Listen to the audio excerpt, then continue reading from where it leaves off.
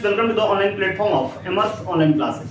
तो जैसे कि आप जानते हैं कि हम लोग जो है class 10th mathematics Bihar board आपका चैप्टर 6 जिसका नाम क्या है ट्रायंगल त्रिभुज हम लोग कर रहे थे, जिसमें आपका 6.2 एक्सरसाइज का 6.2 प्रश्नावली का हम लोगों ने question number 1, question number 1, question number 2 और क्वेश्चन नंबर 3 तक हम लोगों ने खत्म कर लिया था। कॉन्सेप्ट के अकॉर्डिंग हमने खत्म कर लिया था। यानी आज के क्लास में आपका एक्सरसाइज 6.2 प्रश्नावली 6.2 का क्वेश्चन नंबर 4 से देखना है। ठीक है, तो सबसे पहले जो टॉपिक है उसको लिख लेते हैं और उसके बाद ना देखते हैं कि क्या कहता है क्वेश्चन। ठीक है, तो सबसे पहले जो है आपका पार्ट जो है वो क्या है, तो पार्ट 6 इसका नाम है त्रिभुज। त्रिभुज है ना, इसको क्या कहते हैं हम लोग, ट्रायंगल कहते हैं, ट्रायंगल बोलते हैं। ठीक है, और इसमें आपको देखना क्या है, प्रश्नावली 6.2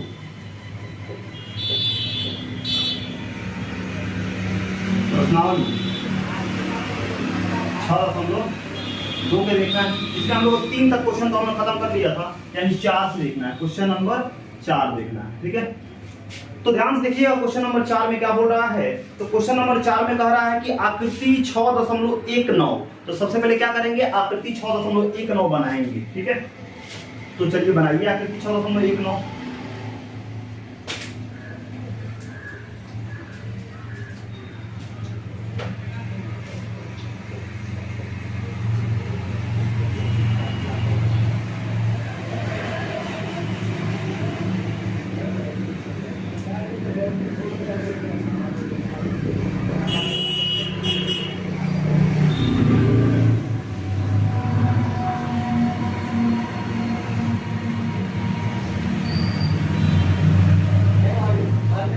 ठीक है, तो ये आकृति बना हुआ है। ठीक है, यानी आपको आकृति 6.19 यही है। इसमें दिया गया है, क्या दिया गया है, जो दिया गया है उसको लिखना है। दिया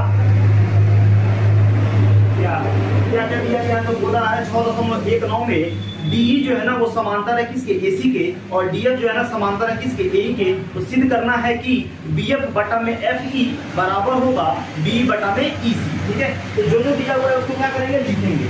यानी बोला हुआ है कि जो डी है वो समांतर है किसके, एसी के, एसी के समांतर है, तथा और क्या दिया हुआ है, डीएफ जो है वो किसके समांतर है, एई के समांतर है ना। तो सिद्ध करना है, तो सिद्ध करना है, क्या सिद्ध करना है, हमको ये सिद्ध करना है कि BF बटा में FE बराबर होगा BE और बटा में EC के। ये हमको सिद्ध करना है। ठीक है, यही क्या करना है, हमको सिद्ध कर देना है। ठीक है, तो यहाँ पे क्या करेंगे, सिद्ध करने के लिए हम यहाँ पे देंगे क्या, प्रमाण। यहाँ पे लिखेंगे क्या, लिखेंगे प्रमाण। ठीक है, अब प्रमाण है। अब सबसे पहले जो है हम थोड़ा सा इसको कंपेरिजन करके देख लें कि क्या बोला हुआ है। BF किधर है, तो BF इधर है, BF और बटा में FE, मतलब थेल्स थ्योरम का बोल रहा है कि आधा बटा में इतना है कि नहीं, इतना और इतना। उपप्रमेय में नहीं है, उपप्रमेय नहीं है, ये क्या है, थेल्स थ्योरम जो आप जानते हैं ना कि अपॉन में जो आपका क्या बोलते हैं, अगर ऐसे दे दिया जाए, ठीक है, ऐसे है तो इतना बटा में इतना, इतना बटा में इतना, ये यानी थेल्स प्रमेय वाला अनुपात। ठीक है, वो वाला लगाना है। ठीक है, तो जब भी क्वेश्चन को आप सॉल्व करें, जो बोला हुआ प्रूफ करने के लिए, उसमें देख लीजिए कि सबसे पहले थेल्स प्रमेय का रूल लगने वाला है, थेल्स प्रमेय का लग रहा है कि उसका उप प्रमेय लग रहा है। ठीक है, तो उसके लिए क्या करते हैं, इसमें हम चेक कर लेते हैं। यानी BF और बटा में FE और क्या आपका BE और बटा में क्या EC, मतलब आधा आधा का इसमें बात हो रहा है। तो सबसे पहले ये कौन सा त्रिभुज है बताइए, तो ABC त्रिभुज है कि नहीं है, तो लिखेंगे त्रिभुज ABC में पहले क्या दिया हुआ है, तो बोला हुआ है कि आपका D जो है वो समांतर है किसके, AC के। D कौन है बताइए, तो आपका जो D है DE समांतर है किसके, AC के। ठीक है, क्यों AC के, तो अब देखिए AC यहाँ पे है, ये AC दिया हुआ है और D समांतर है इसके, इसका मतलब है कि ABC ही ट्रायंगल है कि नहीं है। तो अगर बात करें ये जो डी जो है यहाँ पे, ये जो डी है ये क्या है आपका समांतर है किसके, एसी के। इसका मतलब ये है कि क्या कि जो यहाँ पे बीएफ है, बीई है, बीई ये आपका बोला हुआ है ये समांतर है किसके, एसी के, डी समांतर है एसी के। तो क्या लिख सकते हैं बीई, अब बटा में इसी लिखेंगे, नहीं लिखेंगे, यहाँ पर लिख सकते हैं बीई और बटा में क्या आपका ईसी, ईसी बराबर होगा किसके, बीडी, अब बटा में क्या एडी के। क्या लिखेंगे बीडी और बटा में क्या एडी के, और रीजन क्या सेल्स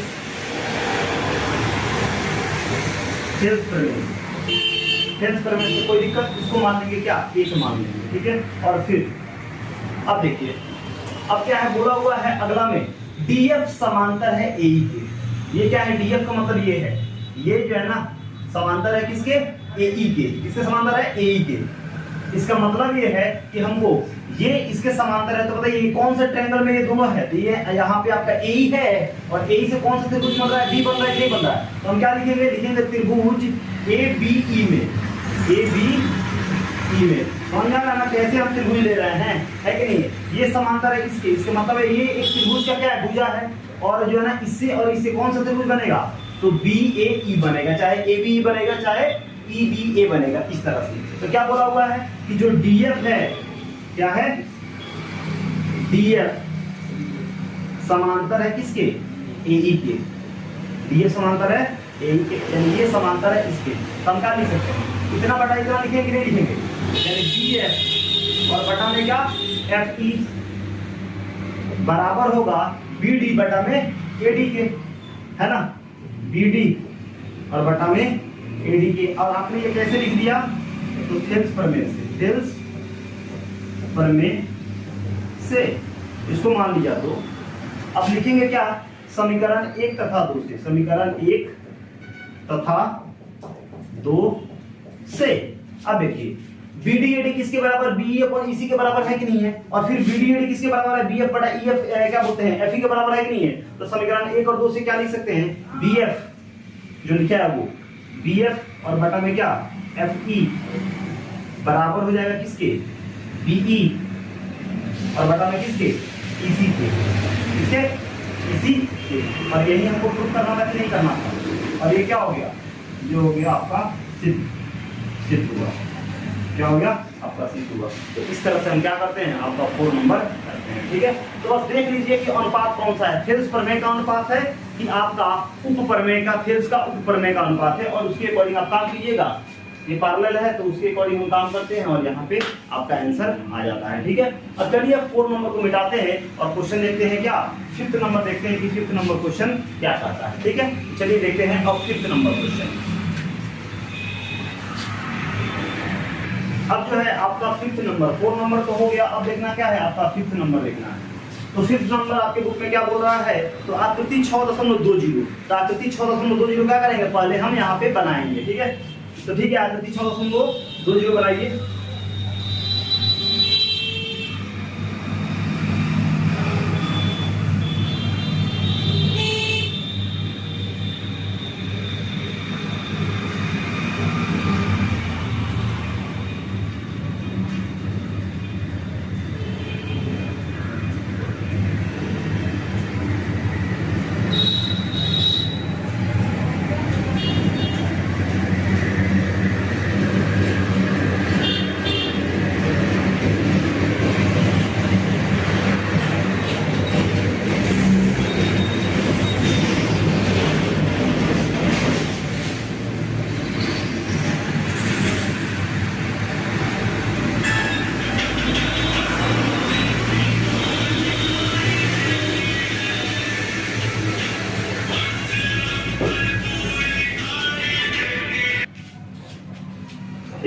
तो ये फिगर बना हुआ है आपका 6.20। इसमें ये बोल रहा है कि आकृति 6.20 जो कि ये बना हुआ है, इसको मैच कर लीजिए, P है, R है, D0 है, ठीक है। तो कह रहा है कि आकृति 6.20 में D जो है ना वो समांतर है OQ के, और DF जो है ना वो समांतर है OR के। तो दर्शाइए कि EF जो है ना वो समांतर है QR के, ठीक है। तो सबसे पहले जो दिया हुआ है उसको लिख देंगे, ठीक है। तो दिया गया है, क्या क्या दिया गया है, तो बोल रहा है कि जो आपका डी है वो समांतर है किसके, OQ के, और क्या दिया हुआ है, DF जो है वो समांतर है किसके, OR के। तो दर्शाना है कि जो आपका EF है, EF जो है वो समांतर है किसके, QR के। EF जो है ना वो समांतर है QR के। ये हमको क्या कर देना है, दिखा देना, ठीक है। कोई दिक्कत नहीं है, समझ में आ रहा है, ठीक है। तो अब यहाँ पे कैसे हम दिखाएंगे, ये इसके क्या है, मतलब समांतर है, ठीक है। क्या है, समांतर है, ठीक है। कोई दिक्कत है तो बताइएगा, ठीक है।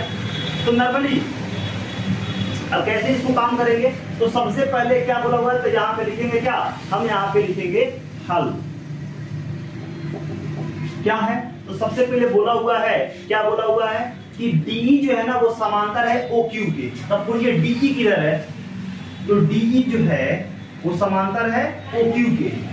इसका मतलब क्या है कि हमको कौन सा ट्रायंगल लेना है, P,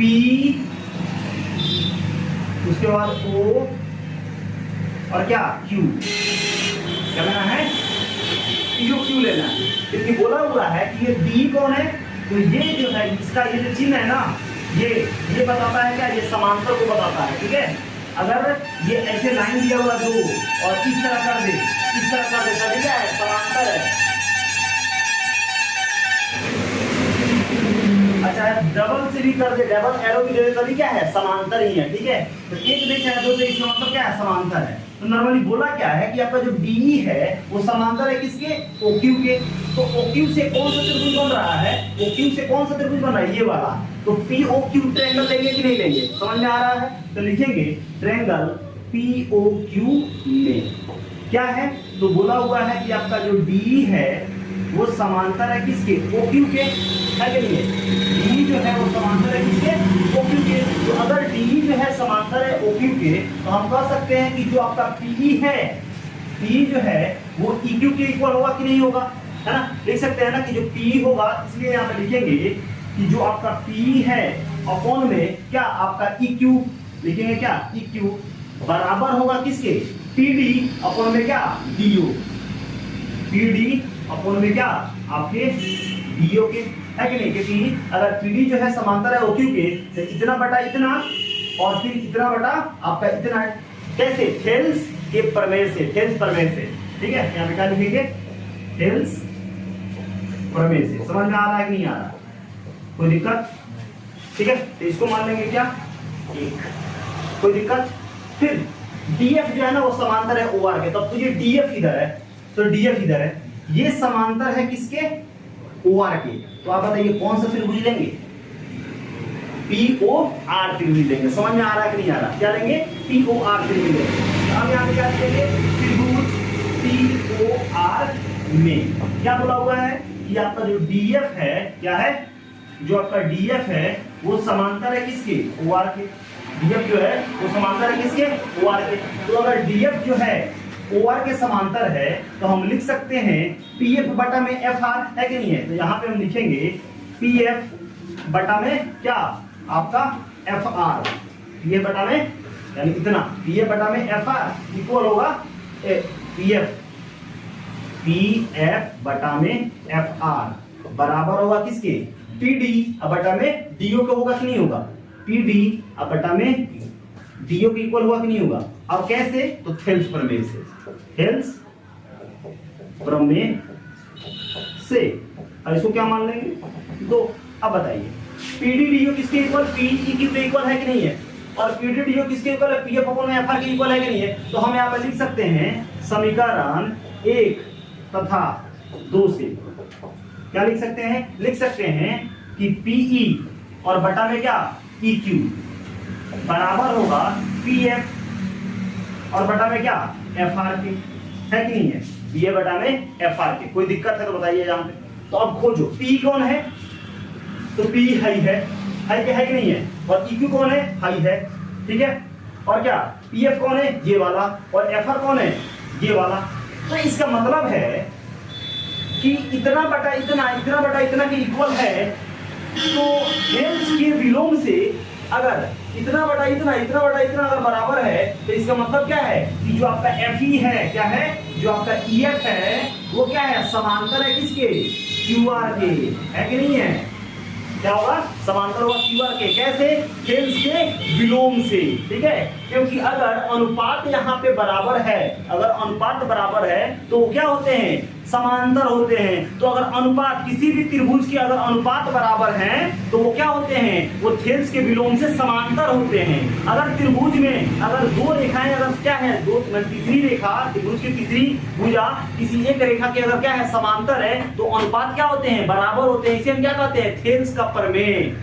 तो अगर समांतर है तो क्या होगा, आपका भुजा का जो अनुपात होगा वो क्या होगा, बराबर होगा। ये कैसे, हेल्स के प्रमेय से। और अगर भुजा के अनुपात बराबर तो क्या हो जाएंगे, वो समांतर होंगे। तो हम क्या लिख सकते हैं, लिख सकते हैं यहाँ पे लिखेंगे, इसलिए क्या लिखेंगे, हम लिख सकते हैं कि आपका जो FE है या EF जो है, इसलिए लिखेंगे EF जो है वो समांतर है किसके, QR के। और आपने कैसे लिख दिया, तो हेल्स के विलोम से, ठीक है, कोई दिक्कत, क्या लिख देंगे, हेल्स के विलोम से। तो इससे बताओ, पहले उसको तो लिखने करेंगे, ये बताओ कौन सा त्रिभुज में आ रहा है। तो देखो QR से P बन रहा है कि नहीं बन रहा, तो लिख सकते हैं त्रिभुज PQR, त्रिभुज PQR में, त्रिभुज PQR में क्या है, P जो है क्या दिया हुआ है, P जो है बराबर DO में EQ बराबर है किसके, EF बटा में क्या, FR के, है कि नहीं है। ये इससे इतना बराबर दिया हुआ है कि नहीं है। इसे तो समीकरण 1 तथा 2 से, तो अगर अनुपात बराबर तो जो EF है वो QR के क्या होगा, समांतर होगा। तो इसलिए लिख सकते हैं, इसीलिए आपका क्या हो जाएगा, EF जो है समांतर होगा किसके, QR के। और कैसे, तो लिखेंगे हेल्स के विलोम से, हेल्स के विलोम से, हेल्स के विलोम से। और यही हमको लाना था कि जो है आपका EF जो है वो समांतर है किसके, QR के। और यहाँ पे क्या हो गया, सिद्ध हुआ, सिद्ध हुआ। कोई दिक्कत है तो बताइए, समझ आया कि नहीं आया, कोई दिक्कत।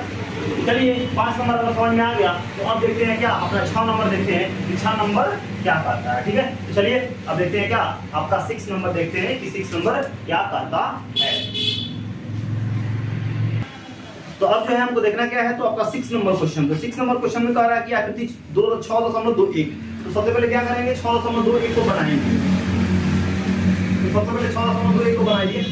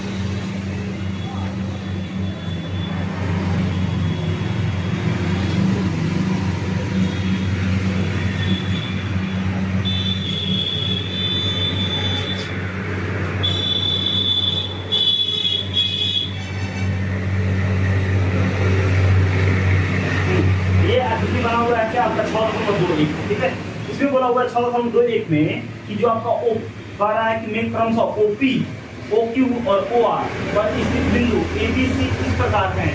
ABC पर मतलब क्या बोल रहा है कि OP पे क्या है, A है, तो OP कौन है जी, ये है O और ये है P। इस पे कौन है, A बिंदु है कि नहीं है, है। उसके बाद क्या बोल रहा है, OQ पर B है, OQ कौन है, तो OQ पे क्या है आपका B है, ठीक है। और क्या बोल रहा है आपके OR पे क्या है आपका C दिया हुआ है। देखिए इस प्रकार है कि AB जो है ना समांतर है PQ के, यानी जो आपका AB है, AB जो है वो समांतर है किसके, PQ के, यानी ये इसके समांतर है, ठीक है। और क्या बोला हुआ है AC जो है वो PR के समांतर है। AC कौन है, AC जो है ना वो PR के क्या है, समांतर है। तो आपको सिद्ध कर देना है कि BC जो है ना वो QR के क्या है, समांतर है, ठीक है। तो यहाँ पे लिखेंगे दिया गया है, दिया गया है, क्या दिया गया है, तो दिया गया है ये कि बोला हुआ है कि AB जो है, AB समांतर है PQ के और AC क्या है, समांतर है किसके, PR के। तो दर्शाना है, तो दर्शाना है क्या, जो आपका BC होगा, जो BC होगा वो समांतर होगा किसके, QR के। BC जो होगा वो समांतर होगा QR के। तो यहाँ पे क्या लिखेंगे, हल, हल, ठीक है। तो सबसे पहले करेंगे क्या, तो बताइए पहले क्या दिया हुआ है, AB, AB क्या है, ये भी A है, समांतर है किसके, PQ के, तो PQ A है। तो इसके मतलब क्या कि ये जो है समांतर है इसके, तो त्रिभुज का ये एक भुजा है कि नहीं है, तो ये PQ से कौन सा त्रिभुज बनेगा, तो P बनेगा, POQ बनेगा, त्रिभुज बनेगा कि नहीं बनेगा, ये और ये त्रिभुज बनेगा, यानी POQ त्रिभुज बनेगा। कोई दिक्कत है तो बताइए यहाँ पे क्या लिखेंगे, त्रिभुज POQ में क्या है, तो जो PQ है वो AB के क्या है, समांतर है। PQ जो है वो क्या बोलते हैं, PQ जो है AB के समांतर हो, चाहे AB जो है ना PQ के समांतर है। तो यहाँ पे AB जो है वो समांतर है किसके, PQ के। कोई दिक्कत है तो बताओ यहाँ पे, ठीक है।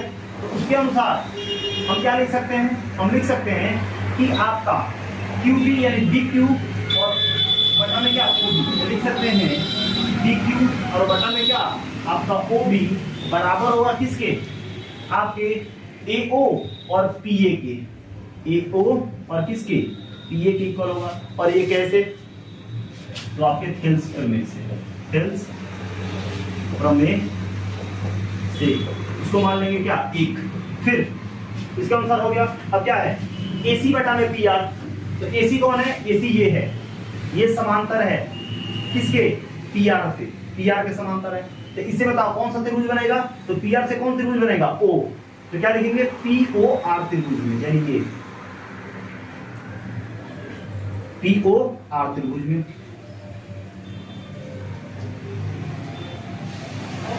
इस त्रिभुज में लिखेंगे, क्या लिखेंगे, त्रिभुज POR में क्या है, तो आपका POR में क्या दिया हुआ है, तो बोला हुआ है कि AC जो है वो समांतर है किसके, PR के।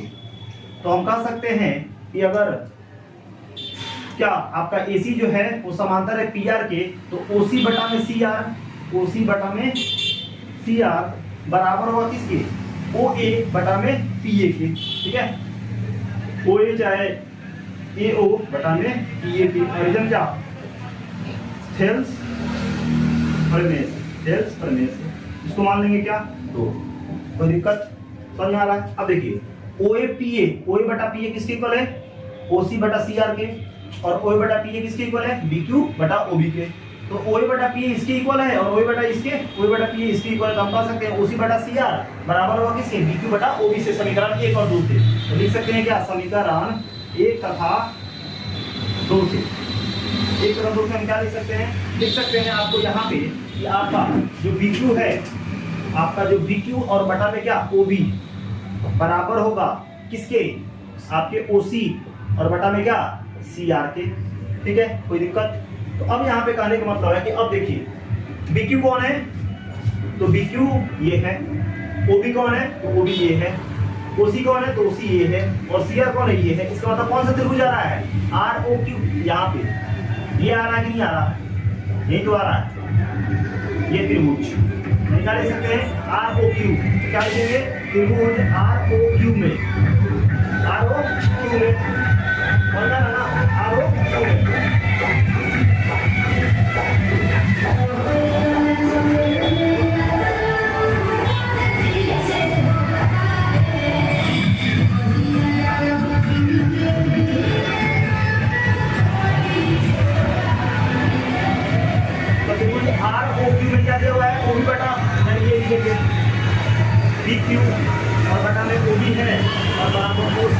बटा में क्या है CR है, ठीक है।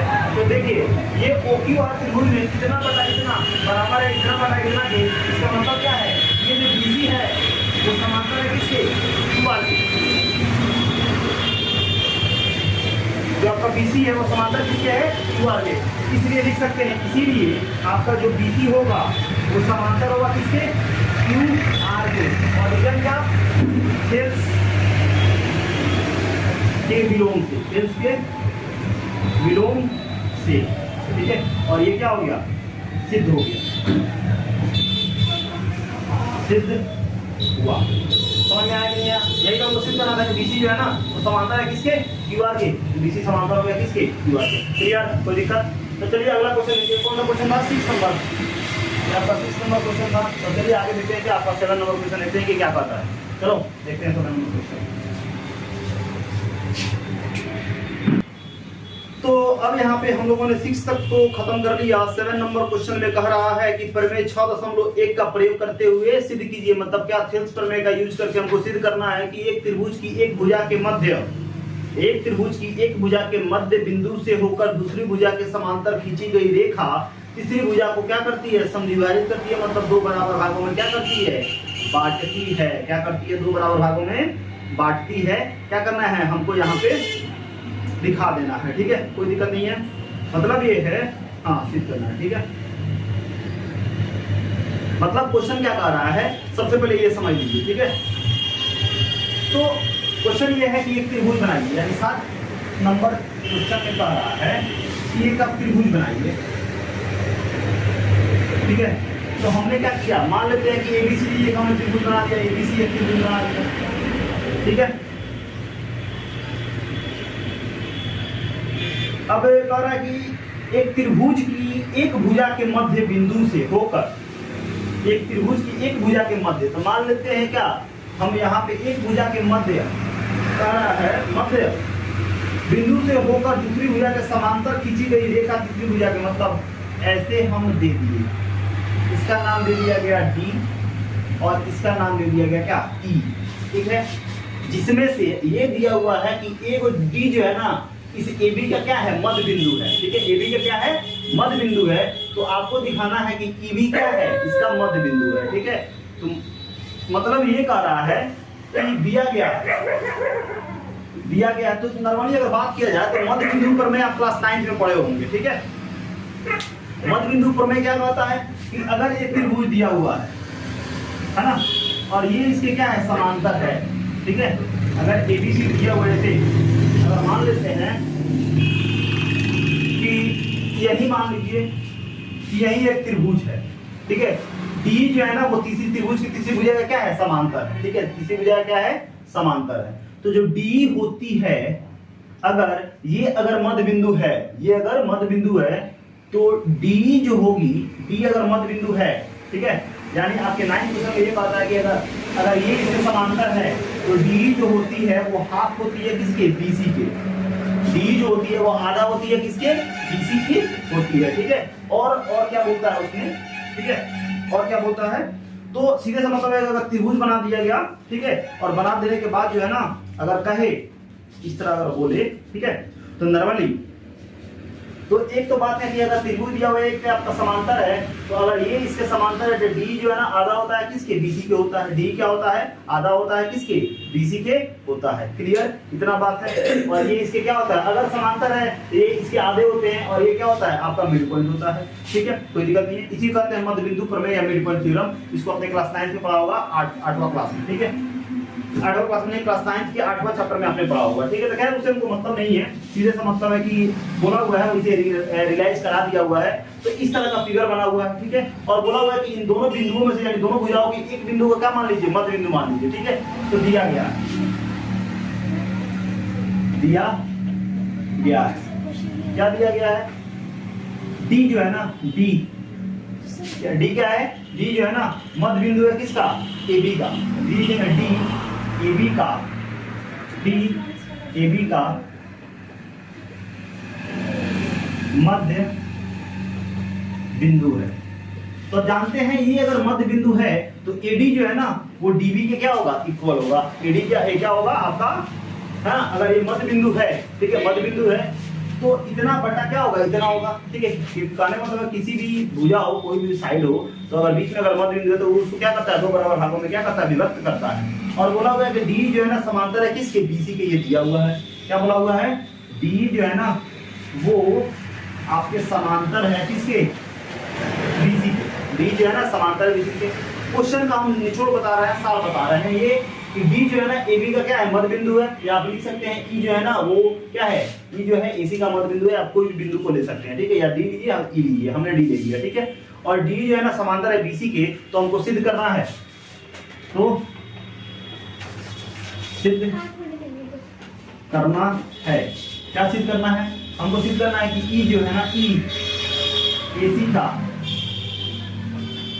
मध्य बिंदु है, मध्य बिंदु है, ठीक है। तो E जो है ना वो AC का मध्य बिंदु कब होगा, जब इतना बटा इतना हो जाएगा, यानी AE को अगर हम इक्वल कर देते हैं इसी के, तो E क्या हो जाएगा, मध्य बिंदु हो जाएगा। क्या हो जाएगा, आपका मध्य बिंदु हो जाएगा। कोई दिक्कत है तो बताइए, नहीं ना है, चलिए तो यही हमको क्या करना है, सिद्ध करना है। तो E AC का मध्य बिंदु कब होगा, जब हम प्रूफ कर देंगे कि जो आपका AE होगा, अगर AE जो है ना इसी के अगर हमने बराबर प्रूफ कर दिया, इसका मतलब क्या है कि E जो है वो क्या है, मध्य बिंदु है, ठीक है, क्या है आपका मध्य बिंदु। समझ में आया कि नहीं आया, ठीक है। तो इसी को हमको कैसे भी करके क्या करना है, इतना AE बटा इसी हमको कर देना है। कोई दिक्कत है तो बताइए, ठीक है। तो अब यहाँ पर देंगे क्या, प्रमाण, क्या देंगे, प्रमाण। प्रमाण में क्या बोला हुआ है, तो प्रमाण में ये बोला हुआ है कि D क्या है, D AB का मध्य बिंदु है, क्या है, मध्य बिंदु है। तो अगर मध्य बिंदु है तो हम लिख सकते हैं AD जो होगा वो बराबर होगा किसके, BD के, है कि नहीं। AD जो क्या है, BD के बराबर होगा। कोई दिक्कत है तो बताइए, ठीक है। तो अब अगर हम त्रिभुज ABC में अगर आए, अगर चले हैं ABC में, यानी यहाँ पे लिखेंगे त्रिभुज ABC में। त्रिभुज ABC में क्या बोला हुआ है, तो जो D है, D समांतर है किसके, BC के। तो अब जानते हैं कि अगर D समांतर है BC के, तो AD बटा DB होगा कि नहीं होगा, है ना।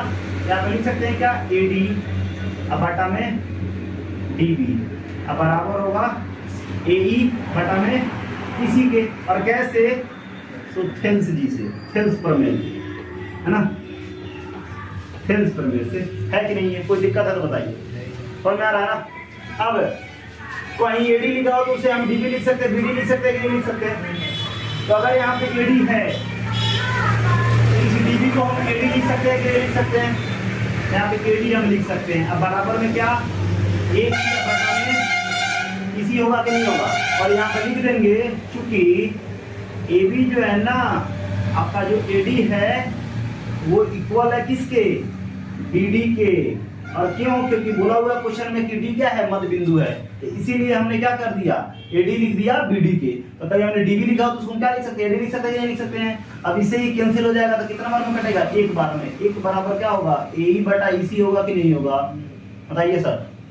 अब EC डिवाइड में इधर जाएगा तो मल्टीप्लाई में, तो क्या हो जाएगा, EC बराबर हो जाएगा किसके, AE के होगा कि नहीं होगा। अब देखिए EC जो है ना AE के बराबर हो गया, इसका मतलब क्या है, E मध्य बिंदु होगा कि नहीं होगा। E क्या होगा, आपका मध्य बिंदु होगा किसके, AC के। क्योंकि मध्य बिंदु जो है ना किसी भी भुजा को दो बराबर भागों में क्या करता है, विभक्त करता है। तो अगर दो बराबर भागों में विभक्त हो गया, यहाँ पे इक्वल हमने दिखा दिया, लिख देंगे इसीलिए E AC का क्या है, AC का मध्य बिंदु है, क्या है, मध्य बिंदु है। और ये हमने क्या कर दिया, मध्य बिंदु है। और ये क्या हो गया, सिद्ध हो गया, सिद्ध हुआ। और इस तरह से 7 नंबर का खेला जो है खत्म हो गया। समझ में आया कि नहीं आया, इसमें कोई दिक्कत है तो बताइए, ठीक है। कोई दिक्कत, चलिए लिखिए। अब देखते हैं अगले स्लाइड में आपका 8 नंबर क्वेश्चन। तो अब जो है ना आपका 8 नंबर बोल रहा है कि प्रमेय 6.2, प्रमेय 6.2 का मतलब का थेल्स का विलोम, ठीक है। तो प्रमेय 6.2 का प्रयोग करते हुए सिद्ध कीजिए कि एक त्रिभुज की किन्हीं दो भुजाओं के मध्य बिंदुओं को मिलाने वाली तीसरी रेखा तीसरी भुजा के समांतर होती है, या आप क्या बोलते हैं, मध्य बिंदु प्रमेय में कर चुके हैं क्या। तो ये बोला हुआ आप समझ लीजिए कि यही फिगर वही रहेगा। 8 नंबर जो है ना, 8 नंबर यहाँ पे लिखेंगे और वही जो आपका फिगर बना हुआ था उसको बनाएंगे। ठीक है, जो फिगर बना हुआ था इसको बनाना है।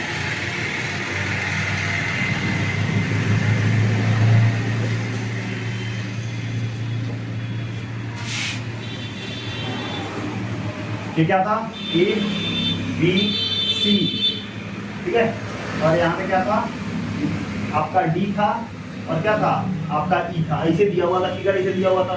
तो 8.2 में ये बोला हुआ है, ठीक है, कि ई और ई जो है ना, ई और ई जो है, यानी डी जो है ना ए बी का क्या है, ए बी रेखा का मध्य बिंदु है, और ई जो है ना ए सी रेखा का क्या है, मध्य बिंदु है। तो आपको ये सिद्ध कर देना है कि जो डी होता है वो क्या है, बी सी के समांतर है, बस यही कर देना है। ठीक है, तो यहाँ पे दिया गया है, बस लिखेंगे क्या दिया है, गिवन दैट दिया गया है।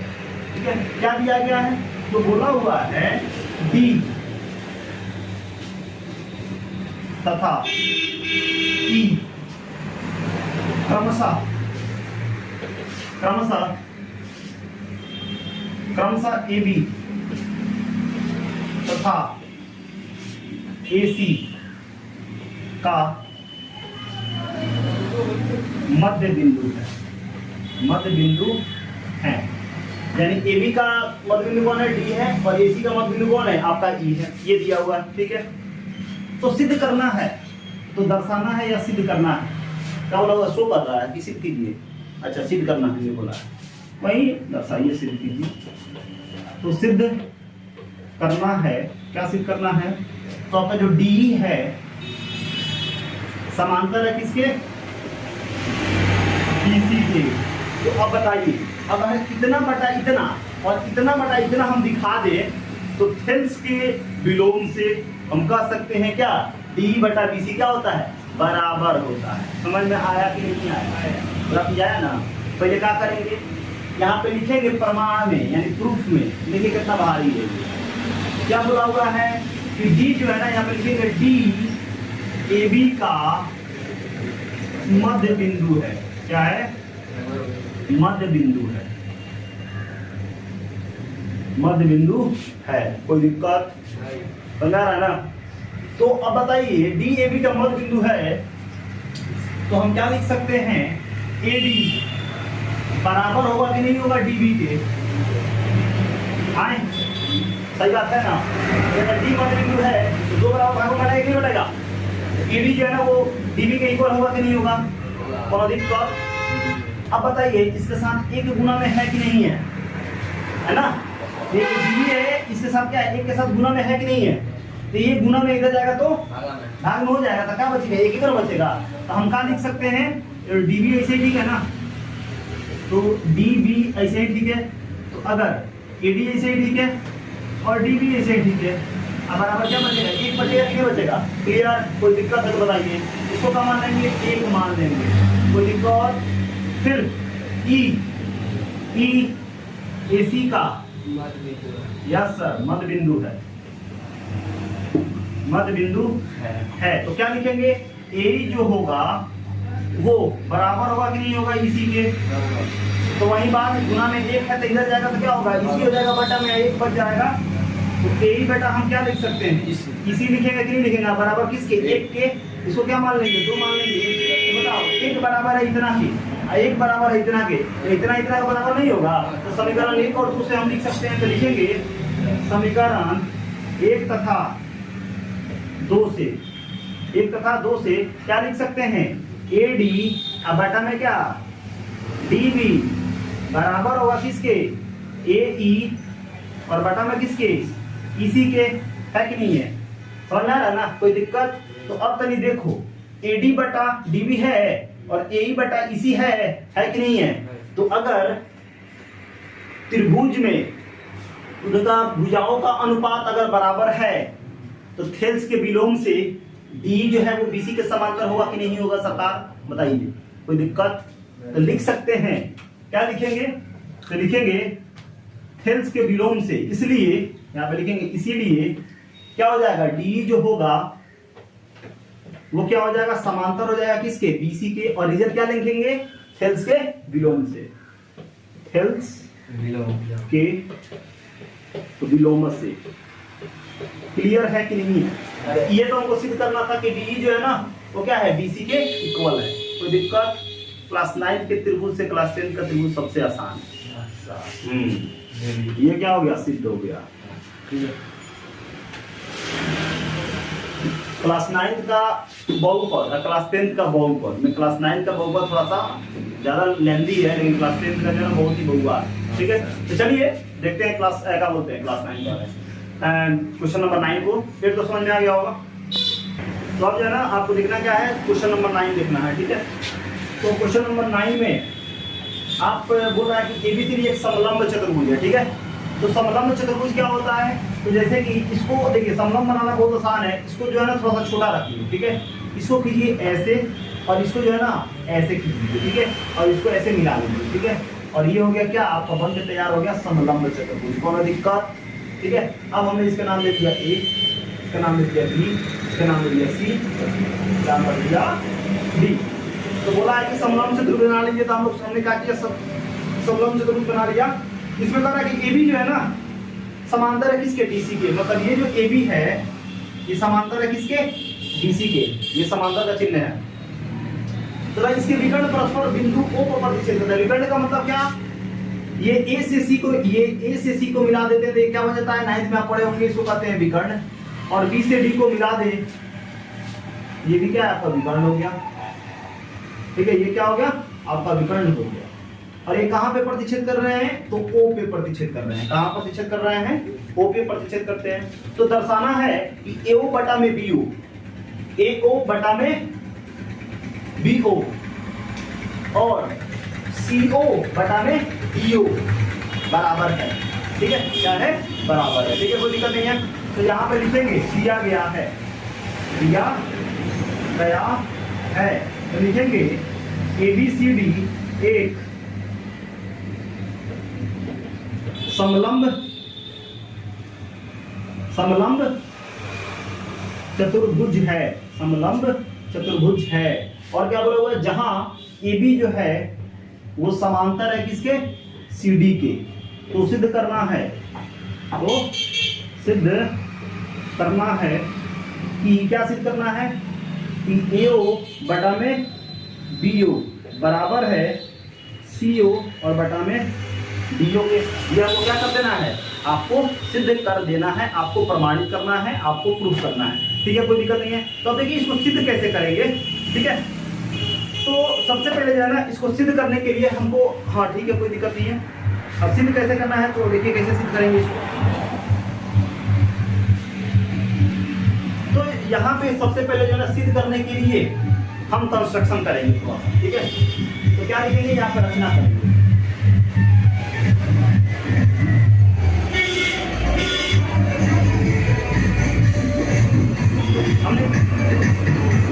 हमने क्या रचना करना है हमको, तो हमको रचना करना है कि हम यहाँ से एक, इसका नाम देते हैं हमने ईओ। क्या नाम दिया, ईओ।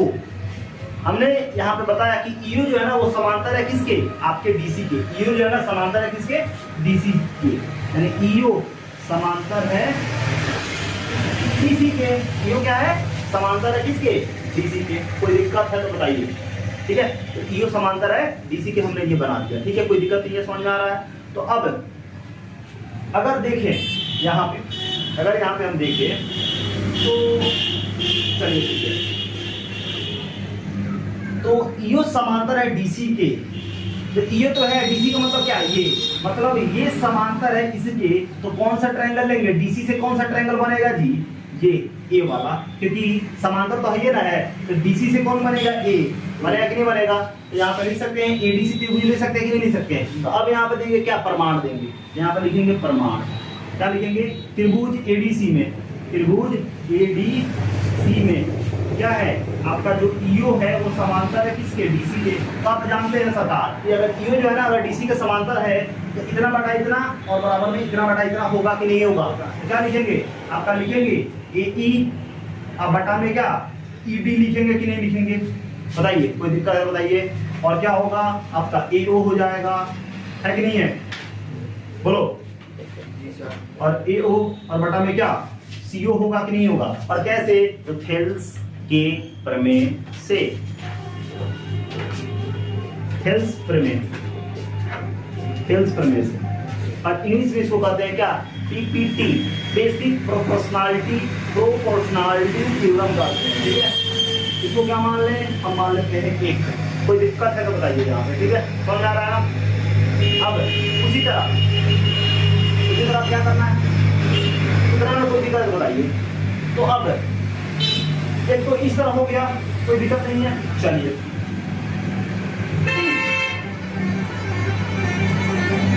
ठीक है। उसके बाद हम करेंगे क्या,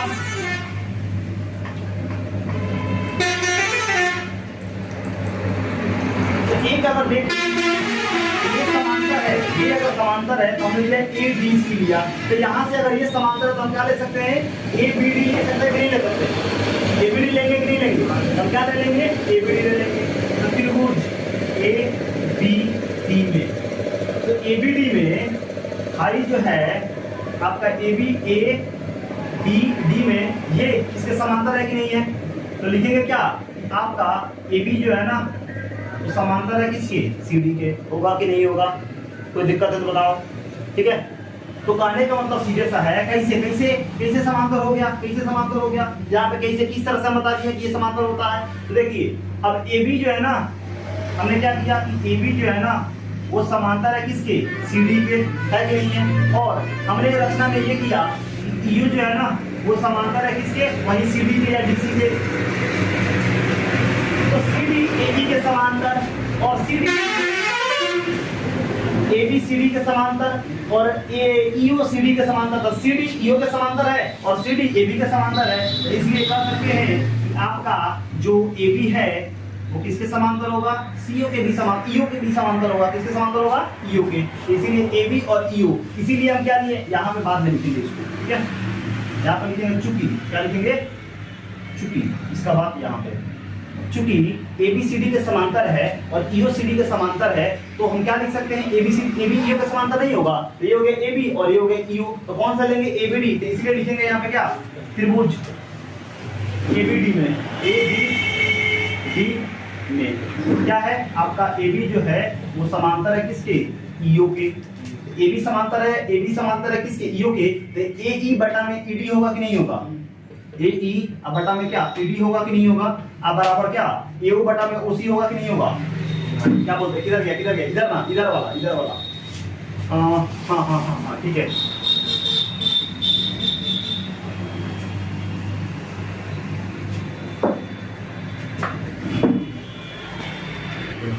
तो क्या बोला हुआ है, ABD में जो है ना, AB जो है यानी आपका AB जो है ना EO के क्या है, इक्वल है। तो AE बटा हम ED लिख सकते हैं, ठीक है। और किस त्रिभुज में है, ADB में ही तो है, तो क्या लिखेंगे, DO बटा BO होगा कि नहीं होगा, क्या बोलते हैं, DO बटा BO, ABD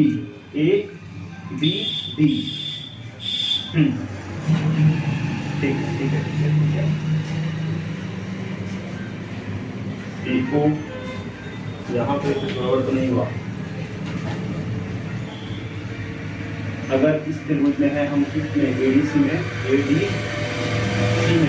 तो AO बटा AD और AO बटा में OC, AO बटा में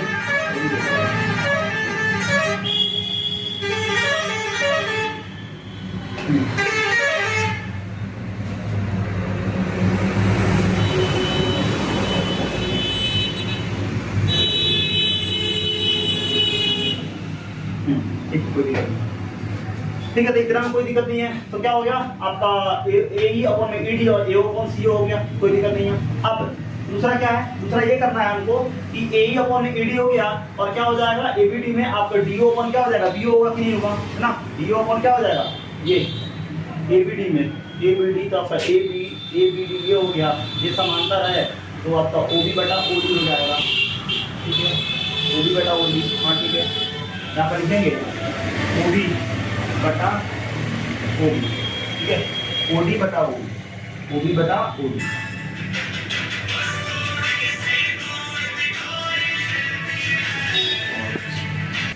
तो नॉर्मली कहने का मतलब क्या है कि आपका जो आपका AE था, AE अपॉन में ED और क्या हो जाएगा, BO अपॉन में DO हो जाएगा, क्या हो जाएगा, BO अपॉन में DO, ठीक है। कैसे?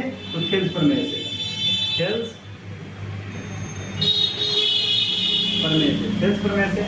और इसको क्या कहा दिया गया? 2 कहा दिया गया, ठीक है। अब देखिए AE अपॉन ED किसके इक्वल? BO अपॉन DO के, और AE अपॉन ED किसके? AO अपॉन CO के। तो हम क्या लिख सकते हैं समीकरण 1 तथा 2 से? क्या लिख सकते हैं सर हम यहाँ पे? समीकरण 1 तथा 2 से हम क्या लिख सकते हैं कि आपका AO अपॉन में CO बराबर हो जाएगा किसके? BO अपॉन में DO के, BO अपॉन में DO के। और फर्दर AO इसे देखो, BO को तुम कर दो नीचे और CO को कर दो इधर, ठीक है। तो AO इसे ही ठीक है, इसको छोड़ो, और DO बराबर DO इसे ही ठीक है, ठीक है। BO को नीचे लाओ और CO को इधर ऊपर लाओ। क्या हमको यही प्रूफ करना था कि AO अपॉन DO इक्वल है CO अपॉन DO के? ये क्या हो गया? प्रूफ सिद्ध हुआ, सिद्ध हुआ। अब एक बार और समझ लेते हैं क्या बोला हुआ है, ठीक है। तो बोला हुआ है ABCD एक समान चतुर्भुज है। AB जो है ना समांतर है किसके? CD के, तो सिद्ध करना है AO अपॉन BO, और जो है ना इक्वल है किसके? CO अपॉन DO के। अब हमने क्या किया रचना में, EO जो है ना समांतर बनाया किसके? DC के, ठीक है। अब तो एक तो है कि ABC त्रिभुज में EO अपॉन क्या है? समांतर है किसके? DC के। DC से क्या बनेगा? DC से बनेगा आपका क्या? AO और A, मतलब DC से आपका क्या बनेगा? आपका त्रिभुज बनेगा ADC, ADC त्रिभुज बनेगा। ADC त्रिभुज में AO जो है ना, EO जो है इक्वल है किसके? DC के। तो इतना बटा इतना हमने लिख दिया, और AO अपॉन आपका CO जो है ना, ये क्या हो जाएगा? इक्वल हो जाएगा, इतना हो जाएगा, बटा में इतना हो जाएगा। कैसे थे इसको? वैसे अब इसी को अब ध्यान दीजिए, यहाँ पे AB जो है ना वो CD के इक्वल है, ठीक है। और अंतर में क्या है? DO जो है ना वो DC के इक्वल है, इसलिए AB के भी इक्वल समांतर है। AB जो है ना वो समांतर है किसके? CD के, ठीक है। और EO जो है ना वो समांतर है किसके? CD के।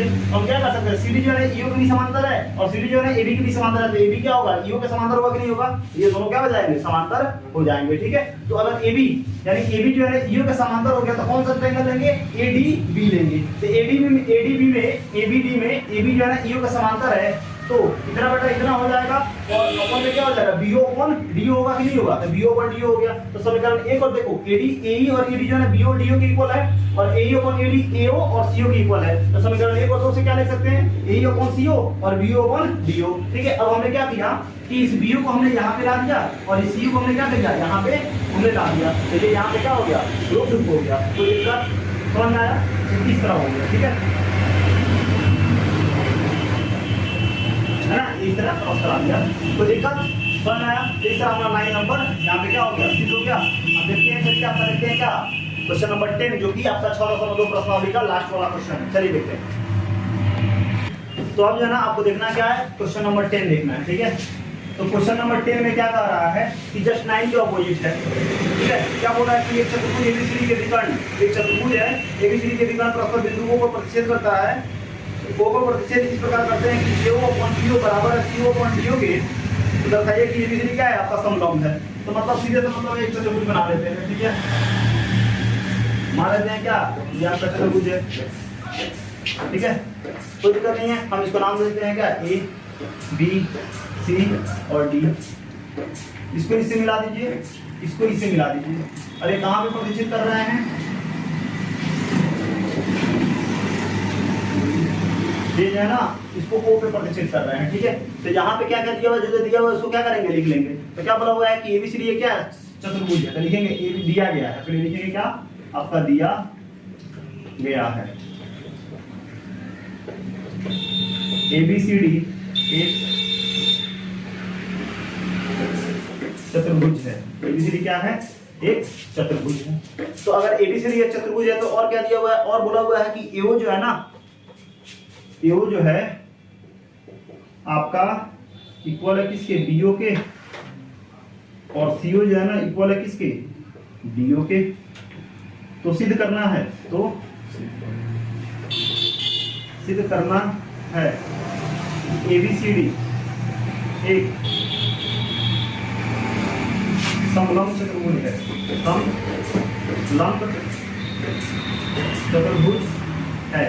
तो जानते हैं समलंब चतुर्भुज क्या होता है? समलंब चतुर्भुज अगर मान लीजिए समलंब चतुर्भुज क्या होगा? जब ऊपर का यानी ये ABCD में अगर क्या हो ए बी जो है ना समांतर हो जाए किसके सी डी के, तो हम कह सकते हैं क्या है, ये एक समांतर चतुर्भुज क्या होता है, समलंब चतुर्भुज होगा। क्या होगा, समलंब चतुर्भुज होगा। ठीक है, तो चलिए अब देखते हैं। तो सबसे पहले क्या करेंगे, वही रचना करेंगे।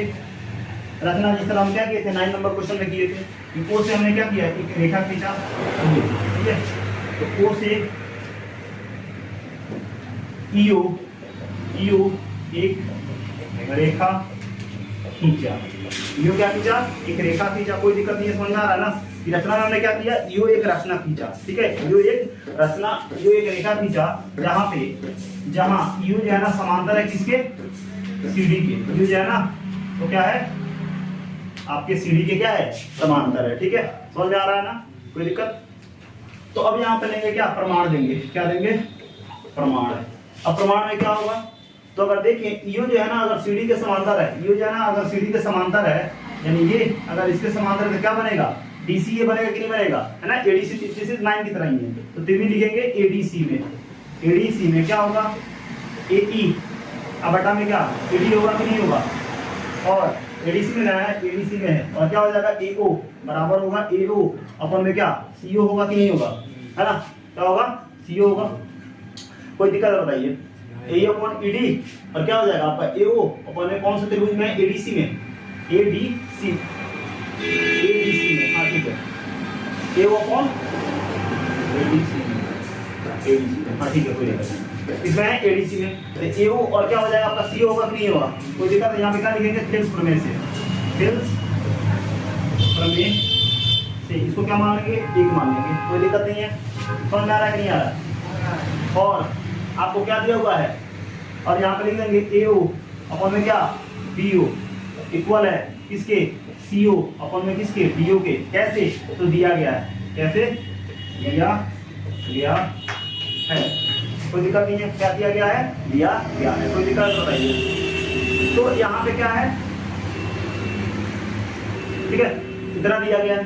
तो अब आप बताइए कि हम क्या कर सकते हैं। जैसे उस समय दिए थे, इसको नीचे लिख दिए थे, इसको ऊपर लिख दिए थे ना, तो क्या लिख सकते हैं, एओ ऐसे ही ठीक है बराबर, और क्या आपका डीओ ऐसे ही ठीक है, ठीक है ना। तो क्या कर दें, डीओ को ऊपर लिख दें और सीओ को इधर लिख दें। लिख सकते हैं कि नहीं लिख सकते, कोई दिक्कत। और इसको क्या मान लेंगे, 2 मान लेंगे। क्या मान लेंगे, 2 मान लेंगे। सर समझ आ रहा ना कि नहीं आ रहा, तो दिखा है ना, इसको इधर ला दिए, इसको इधर ला दिया। ठीक है, तो एओ और सीओ इक्वल है बीओ और डीओ के, और ए और सी इक्वल है किसके, ए और डी के। तो क्या लिख सकते हैं, लिख सकते हैं समीकरण 1 और 2 से। समीकरण 1 तथा 2 से क्या लिख सकते हैं, ए और सीओ किसके इक्वल, ए और ईडी के। तो लिख सकते हैं ए अपॉन में क्या आपका ईडी होगा कि नहीं होगा, बराबर होगा किसके, बीओ अपॉन डीए का होगा कि नहीं होगा। तो क्या लिखेंगे, बीओ अपॉन डीओ के। कोई दिक्कत, समझ में आ रहा ना। अब देखिए ए का मतलब क्या, ये ईडी का मतलब क्या, ये बीओ और डीओ का मतलब क्या, बीओ और क्या डीओ, है ना। हो रहा है कि नहीं हो रहा, समझ में आ रहा ना। इसके अनुसार हम क्या लिख सकते हैं कि आपका ईओ जो है ना, यानी इतना बड़ा इतना इक्वल है, क्या लिख सकते हैं, ईओ जो है ना वो क्या है, एबी के समांतर होगा कि नहीं होगा, है ना। तो क्या लिखेंगे, इसीलिए ईओ जो है ना वो समांतर होगा किसके, आपके एबी के। और कैसे, तो थेल्स के विलोम से, थेल्स के विलोम से, थेल्स के विलोम से। कोई दिक्कत नहीं है, समझ में आ रहा ना। ठीक है, तो ईओ एबी के इक्वल है कि नहीं है, कोई दिक्कत नहीं है। और ईओ आल्सो किसके इक्वल है, सीडी के इक्वल है कि नहीं है। तो यहाँ पर लिख देंगे चूंकि ईओ समांतर है एबी के और ईओ समांतर है किसके, सीडी के, तो इसलिए लिख सकते हैं एबी जो है वो समांतर होगा कि नहीं सीडी के, है ना। तो अगर एबीसीडी के समांतर हो गए, यानी एबी जो है ना अगर सीडी के क्या हो गए, समांतर हो गए, तो बताइए एबीसीडी एक समांतर चतुर्भुज होगा, एक क्या होगा आपका समलंब चतुर्भुज होगा नहीं होगा, क्योंकि समलंब चतुर्भुज का जाना आमने सामने का ये क्या होता है, बराबर होता है। ये एबी समांतर हो गया सीडी के, तो हम क्या सकते हैं, एबी अगर सीडी के समांतर हो गया तो हम लिख देंगे इसीलिए एबीसीडी एक समलंब चतुर्भुज है, समलंब, इसलिए समलंब चतुर्भुज है। और इस तरह से जो है आपका ये सिद्ध हुआ, और इस तरह से ये सिद्ध हो गया और हमारा 6 प्रश्नावली खत्म हो गया। ठीक है, फिर मिलते हैं अगले क्लास में अगले वीडियो के साथ। Thank you.